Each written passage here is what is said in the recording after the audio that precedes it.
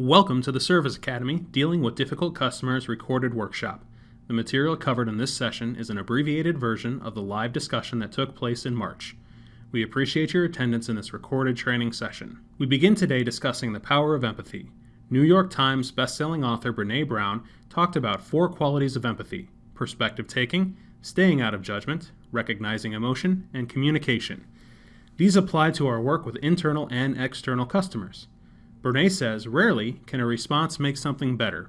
What makes something better is the connection. Imagine if that's how we treated all of our customers, creating a connection with them and partnering together for a solution. You'll see how this plays out into our service recovery strategy. According to a study by Right Now, 82% of customers have left a company because of bad service experience. Unbelievably, 70% of those negative experiences are based on how the customer feels they're being treated, as reported by McKinsey. Hard to believe, but these moments of customer pain can be converted into relationship wins. The Office of Consumer Affairs reports that customers who get their issues resolved will tell 4 to 6 people about their experience. As we discovered, we have real opportunities to improve a customer's experience when they're faced with a problem. While resolving your customer's immediate issue is important, true service recovery involves identifying the root cause of a customer's pain, delivering on a solution, and applying what you learn to improve the experience for the overall customer base.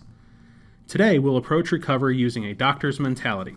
We'll explore how using these 5 recovery skills will help your customer or patient that is in need of a solution. For the next portion of our session today, we will walk through each of the 5 service recovery steps to ensure a positive experience. Think back to any doctor visit you've ever had. What's the first thing you need to do before you even see the doctor? Check in and fill out a visit purpose form. This gives the staff an opportunity to prepare for you, get necessary supplies, clean the room, etc. Similarly, we often have an opportunity to prepare for ourselves before responding to a customer. If time allows, quickly research what you can about the issue and customer. This may mean checking OTL, Connections, or Busey.com. Having this information available to you may help as the conversation progresses. Before you speak, take a deep breath. Clear your head to give your customer fresh attention. The first thing we want to do is establish ourselves as the point of contact. This should be direct. I'm happy to help you get this resolved. Customers need to know you care and you won't stop until things are fixed. As your customer talks, remember they're sharing their perception of the problem. While several customers may face the same issues, their concerns, frustrations, and pain points may be different. Knowing that, we want to avoid making assumptions about our customer.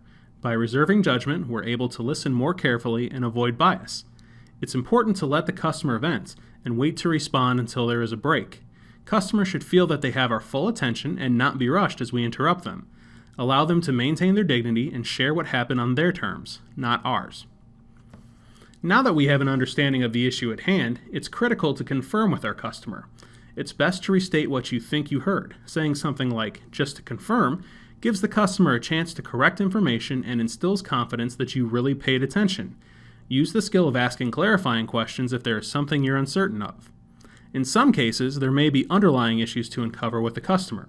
Get them to talk about their best case scenario. Sometimes, this discussion will cue you to suggest alternative or creative solutions to achieve the needed goal. Once you're both on the same page, you can talk through the treatment plan.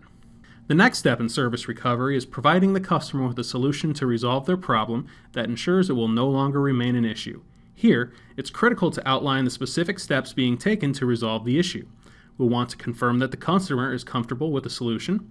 Be sure to document relevant systems with this information so it's clear what's being done. In some cases, a solution may not be available. Always frame this to the customer as, "here's what I can do now," and update them with appropriate timeframes so they know when to expect a resolution. The 4th step in recovery triage is following up. With every major doctor's visit, there almost always is a follow-up appointment. Service recovery helps to heal the lost trust of a customer, so follow-up is critical. Closing the loop means connecting with the customer, but also other interested parties to confirm resolution and outcome. Don't just assume that because things worked 4 days later, they're still working now. Use this as a touch point with the customer, even 45 days later, to show you really care.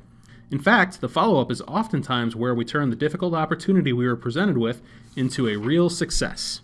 Finally, the beauty of service recovery is that it not only allows us the opportunity to repair relationships with our customers and remove pain points, but to apply these learnings to improve experience overall. After you've completed the recovery interaction, take a moment to reflect upon what transpired. Was I or the bank at fault? Is this a one-time issue? How can we fix this long term? We are doing the bank as well as our customers an injustice if we don't look at each difficult situation as an opportunity to improve our best practices. We can utilize items like servicegrams or the internal service pulse to share important information with an individual or team. If the issue lies with a product or procedure, we encourage you to bring it up with management or share with the CX team for inclusion in an upcoming CX panel or product committee meeting. This feedback is essential to improving experience. Finally, update all appropriate systems with applicable notes. We work collaboratively and fellow associates often need access to the information you have. Be sure to provide enough information to adequately serve the customer and avoid further recovery needs.